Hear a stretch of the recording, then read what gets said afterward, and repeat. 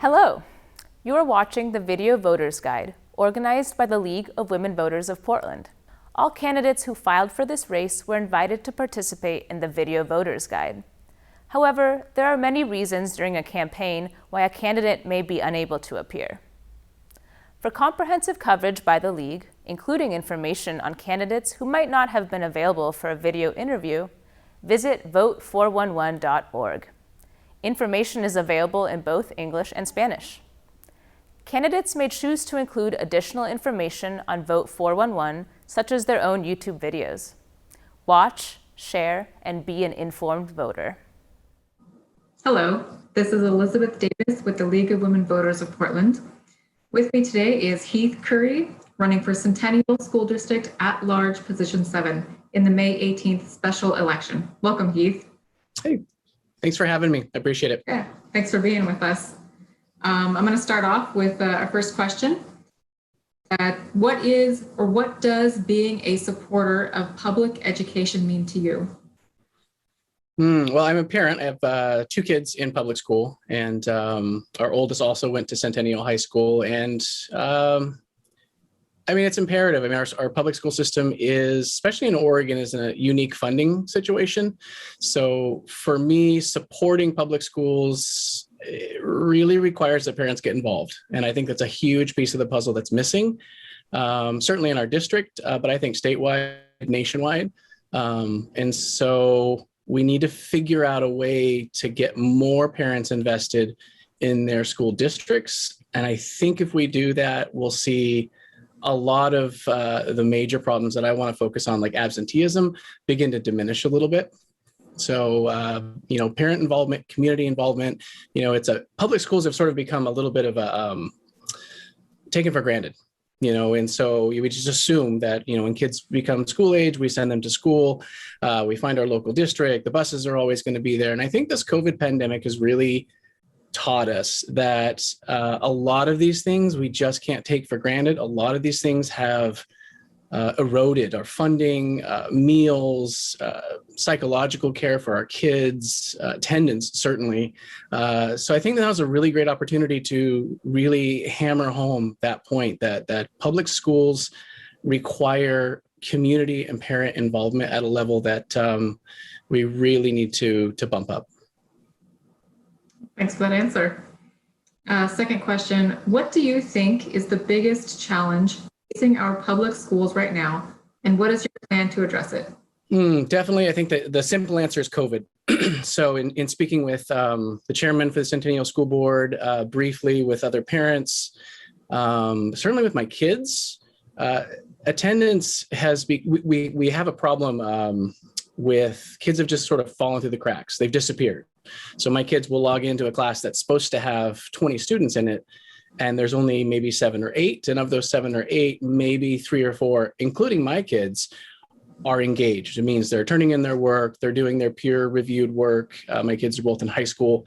And that is alarming. And then I got to looking around at some of the statistics that I'm seeing coming from other places in the country, some preliminary stuff coming out of Department of Education here in Oregon, and then talking to our chairperson of the Centennial Board. And we're going to have a lot of work to do with credit recovery, testing scores, trying to help parents navigate standardized tests in a year where, a lot of these kids simply didn't thrive. I mean, teachers really struggled with the technology, kids struggled, the disparities in internet access. I mean, there is a litany of things that really pointed out to us stuff that I think has always existed, like the internet connection stuff. Like, not every home has internet connection. Certainly not every family has access to laptops and high-speed Wi-Fi, but this pandemic has really brought a lot of those challenges just blaring to the forefront. I mean, we can't ignore this. And that really is why I'm running for school board. Is we're going to have to be creative.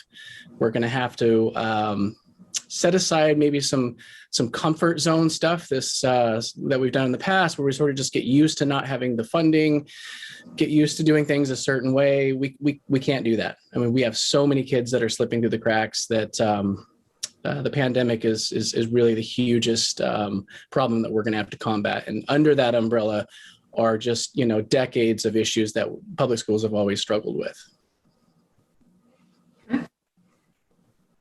How are our schools planning to ensure that students graduate with the knowledge and skills they need to be college and career ready? Yeah, I mean, I can definitely speak for Centennial. I just attended a budget meeting last week where we touched on some issues, as well as some funding, challenges we're going to have. I think.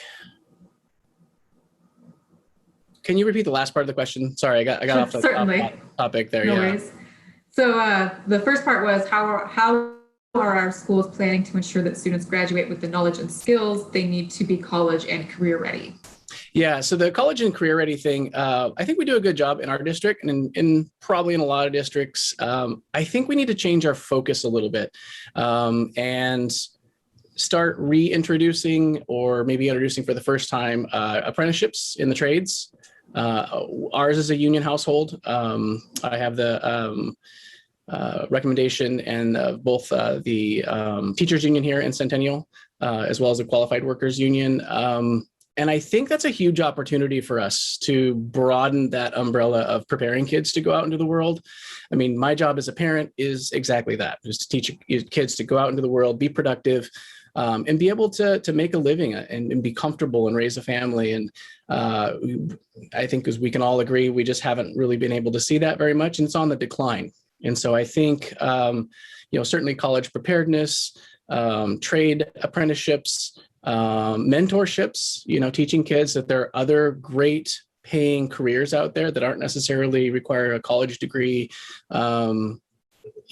Spreading that umbrella as wide as we can. I think we got a little narrow focused on just college. And now with the college debt crisis, this generation of kids is not having it. Many of them simply do not see a path forward for them to go to college. If they do, they're really having to swallow a really tough pill with a massive amount of college debt. Our middle son wants to go to med school. And so, we've scoured every scholarship we can find for undergrad just to try to lessen the debt load for him. So I think we need to, stop fooling ourselves that a four-year degree is what it once was back in the 50s and 60s. It simply is not. We've got to broaden that access, and I think trades apprenticeships are an excellent way to do that. All right. For under 2 minutes now, just so you know, fourth question is, what district actions do you believe would be most effective at reducing the learning gaps of minorities? Are there partnerships you could use to help reduce minority learning gaps? Yeah, this is a huge focus for me. Our House District 50 Representative Ruiz and I have talked about this. Eddie Morales, our city councilman here in Gresham as well. We're all in agreement that this is a huge problem. The board also recognizes this. They have an equity program that they put forth with some pretty stout goals. And I think what we need to do is, again, it comes down to community involvement. We've got to get communities of color more invested. Not just in their kids' education, but in the schools, in the communities. And unfortunately, that requires doing things that schools alone can't fix. That's good paying jobs, housing, that's stable housing, and then also reaching out and make sure these kids have healthcare, not just physical, but also mental health care. So that's a pretty tall order, and it's not something schools alone can fix, but working with our local elected representatives, I am committed to doing exactly that. All right.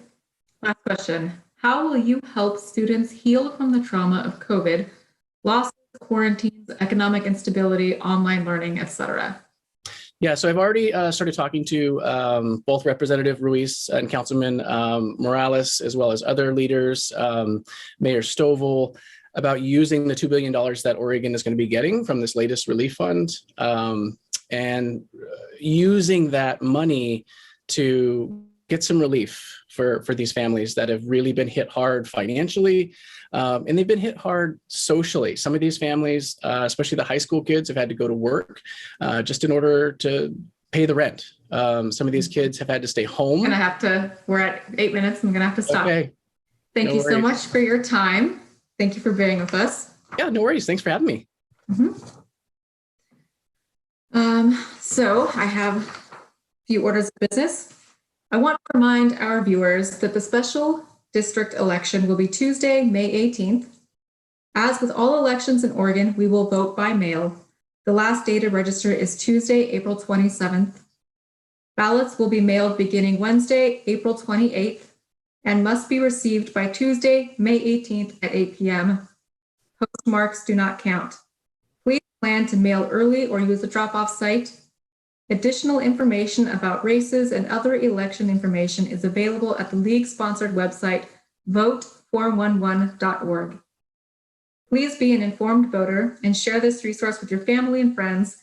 This is Elizabeth Davis with the League of Women Voters of Portland. Thank you for joining us today.